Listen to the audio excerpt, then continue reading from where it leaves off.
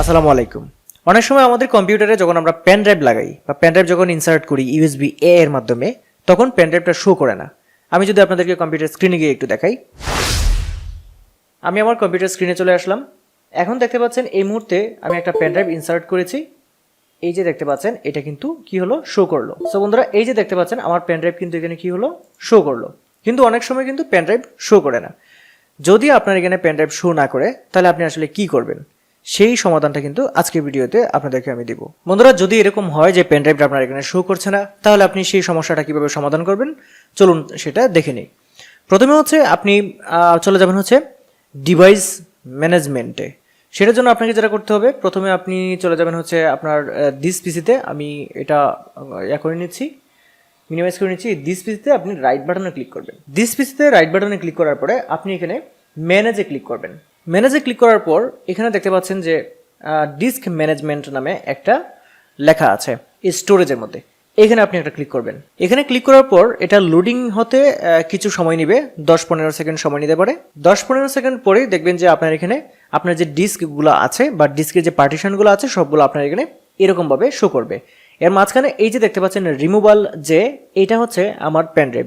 এখন বিষয় হচ্ছে যে পেন ড্রাইভটা আমার এখানে তো শো করেছে, আপনারা যেটা দেখলেন, কিন্তু আপনার এখানে যদি শোই না করে, এইখানে কিন্তু অবশ্যই শো করবে।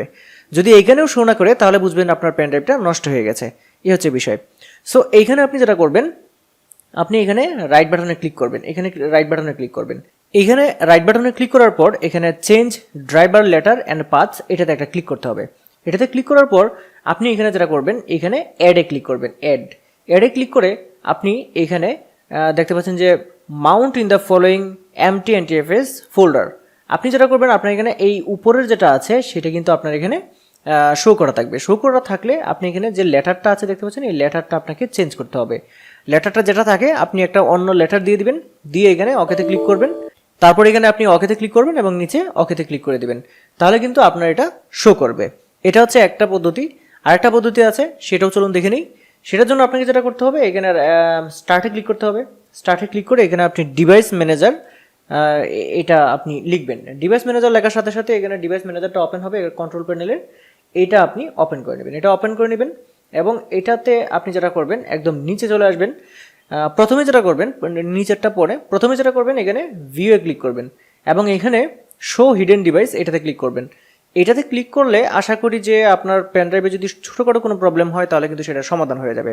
আর যদি সেটা না হয়, তাহলে আপনি যেটা করবেন, এই নিচের দিকে ইউনিভার্সাল সিরিয়াল বাস কন্ট্রোলার্স এটাতে ক্লিক করবেন। এই আইকনটাতে ক্লিক করে এইখানে যতগুলা থাকবে, হয় আপনি এখানে রাইট বাটনে ক্লিক করবেন এবং এখানে আনইনস্টল ডিভাইস এটাতে ক্লিক করে দিবেন, অথবা এখানে ক্লিক করে এই উপরে যে দেখতে পাচ্ছেন ক্রস, এইটা কিন্তু আনইনস্টল ডিভাইস, এখানে ক্লিক করলে কিন্তু সেগুলো আনইনস্টল হবে।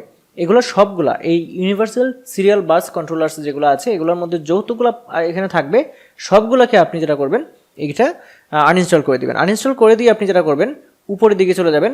উপরের দিকে গিয়ে এইখানে যে অ্যাকশন লেখাটা দেখতে পাচ্ছেন, এই অ্যাকশানে ক্লিক করবেন। ক্লিক করে এখানে আপনি যেটা করবেন, স্ক্যান ফর হার্ডওয়্যার চেঞ্জেস, এই যে স্ক্যান ফর হার্ডওয়্যার চেঞ্জেস যে লেখাটা দেখতে পাচ্ছেন, এইটাতে আপনি ক্লিক করে দেবেন।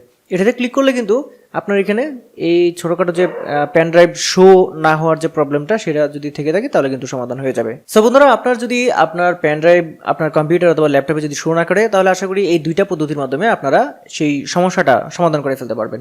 আর আশা করছি আজকের এই ভিডিওটা আপনাদের ভালো লেগেছে। যদি ভিডিও ভালো লাগে, অবশ্যই ভিডিওটা লাইক করে দিবেন এবং ভিডিওটা শেয়ার করে দিবেন। আর হ্যাঁ, আপনি যদি আমার চ্যানেলে নতুন হয়ে থাকেন, তাহলে চ্যানেলটি সাবস্ক্রাইব করে রাখবেন।